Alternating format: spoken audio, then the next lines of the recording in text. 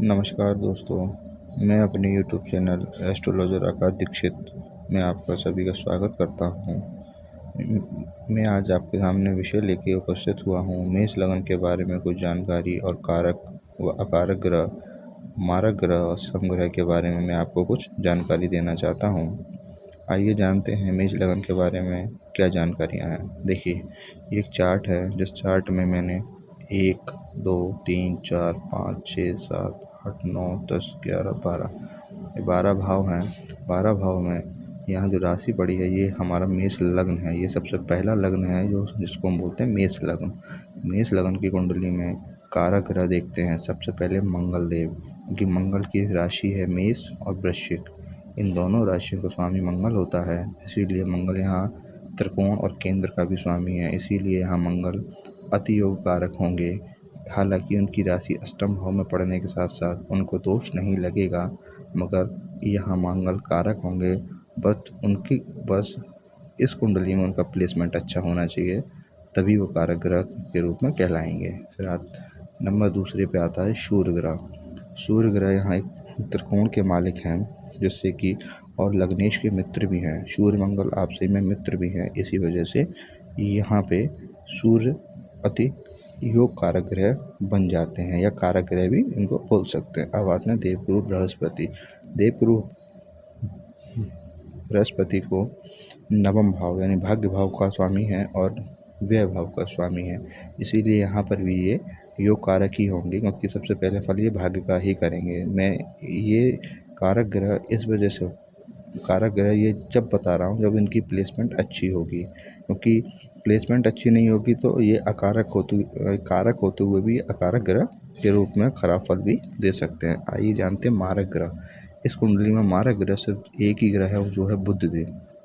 बुध ग्रह बुध क्यों है? वो मेहनत का, परिश्रम का, यात्राओं का और रोग, ऋण, रिपु, शत्रु का, इन दोनों का मालिक है। क्योंकि बुध की राशि जो होती है वो मिथुन और कन्या राशि होती है, इसीलिए यहाँ ये अकारक ग्रह के रूप में होंगे। फिर आते हैं समग्रह। समग्रह शुक्र देव है, क्योंकि ये केंद्र के मालिक हैं। सप्तम भाव हमारा दाम्पत्य का होता है, जीवन साथी का होता है, इसीलिए ये यहाँ समग्रह हो जाएंगे। हालांकि मंगल और शुक्र समभावस्थ होते हैं, शत्रु नहीं होते मंगल और शुक्र। अब आते हैं शनि ग्रह। शनि वैसे लग्नेश का शत्रु है, मंगल का शत्रु है, मगर यहाँ केंद्र का स्वामी होने की वजह से ये यहाँ समग्रह हो जाते हैं। ठीक है। अब आते हैं राहु केतु।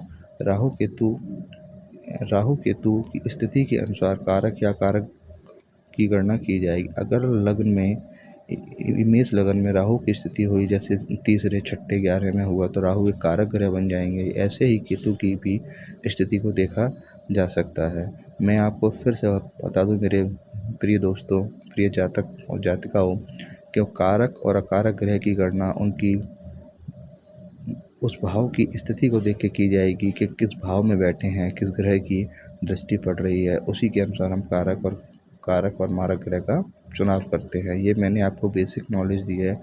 आने वाले समय में आपको डीप में जाके विस्तार से बताऊंगा किस ग्रह की दृष्टि कहाँ होने से, क्या पढ़ने से किस तरीके का फल मिलेगा। मेरी और मेष लगन में जो भी बातें थी मैंने बता दी। मेष लगन के जो जातक होते हैं वो तेज होते हैं, अपने मन की करते हैं, वो ज़िद्दी होते हैं, गुस्सा जल्दी आ जाता है। इसी वजह से ये अपने कुछ गुस्से की वजह से अपने गुस्से की चलते कुछ गलतियां भी कर बैठते हैं। तो ये रहा आपके सामने मेष लगन के बारे में जानकारी।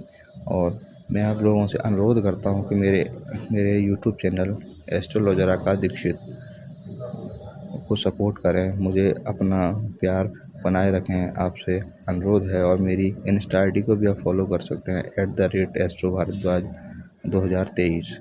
आप लोगों से अनुरोध करता हूँ मैं कि ज़्यादा से ज़्यादा मेरे वीडियो को लाइक करें, सब्सक्राइब करें और मेरे इस चैनल को आप सबका प्यार बनाएं। और जो कोई भी जातक या जातिका एस्ट्रोलॉजी सीखना चाहता है, कुंडली दिखवाना चाहता है, तो मेरे इंस्टा ID पे मैसेज कर सकता है।